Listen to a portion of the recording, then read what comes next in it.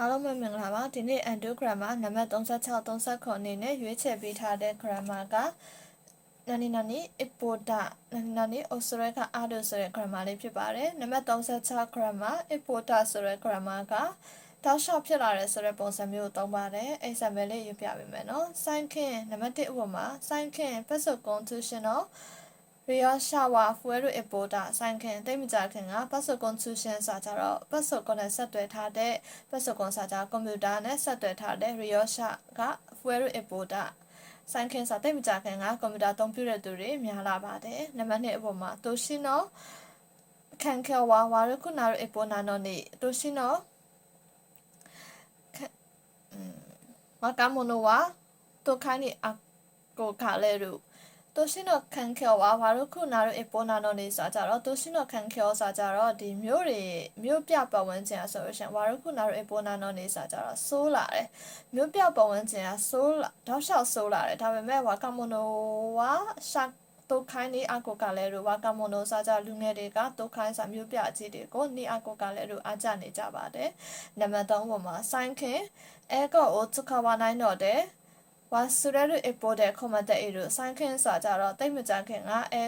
ကောချခဝနိုင်တော့တယ်ဝါအင်္ဂလိပ်စာကိုမသုံးတဲ့အတွက်ဝါဆူရရအပေါ်တဲ့ကွန်မန့်တဲ့အေတောက်လျှောက်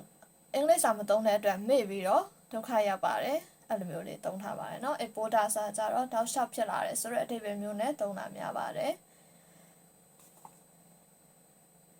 နံပါတ်39 Osoreka Ado စိတ်ပူပါတယ်စိတ်ပူတယ်ဆိုတဲ့အဓိပ္ပာယ်မျိုးသုံးတယ်ပေါ့နော်နံပါတ်1ဥပမာHayako shutsu shinai to de okureni naru Osoreka Ado Hayako shutsu shinai to ဆိုကြတော့မြန်မြန်ခွဲစိတ်မှုမလုပ်လို့ရှင်ရင် de okureni naru Osoreka Ado နောက်ကျသွားမှစိုးရင်ရပါတယ်တိုင်ဖွန်ကこのまま北上すると日本に上陸する恐れがある